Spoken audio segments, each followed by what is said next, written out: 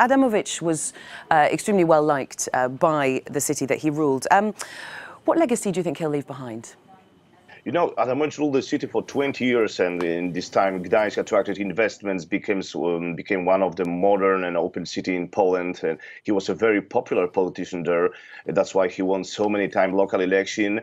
These last elections, too, as we saw in the story a few minutes ago, 16,000 people attended yesterday vigil in Gdańsk.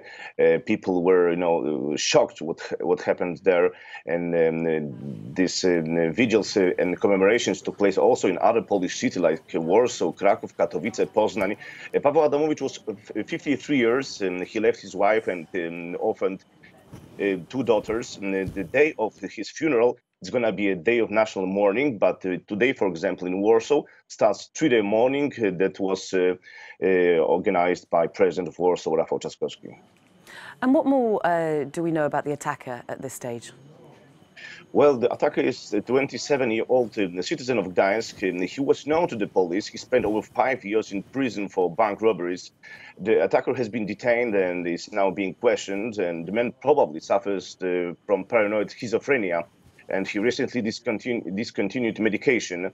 Well, psychiatrists will check his sanity during the attack. It's important because it depends what's going to be the verdict of during the trial. He had the charge of homicide, and for which he faces a life sentence in Poland. So we will see how it's going to happen, but probably he was mentally ill. And this obviously came as a shock, not only to the community of Gdansk, but also to Poland as a whole. Was there anything to suggest that politicians like Adamowicz ought to take care of their security, be more careful? You know, Polish politicians, like everywhere in the world, they are worried about their safety. That's obvious. The most important politicians, like Prime Minister, like President, like ministers, are of course protected by State Protection Service. But city presidents do not use security guards, like in Krakow, Warsaw, on Gdańsk, unfortunately. So you can approach to these politicians, meet them, talk to them, touch them, and unfortunately, this contact is too short.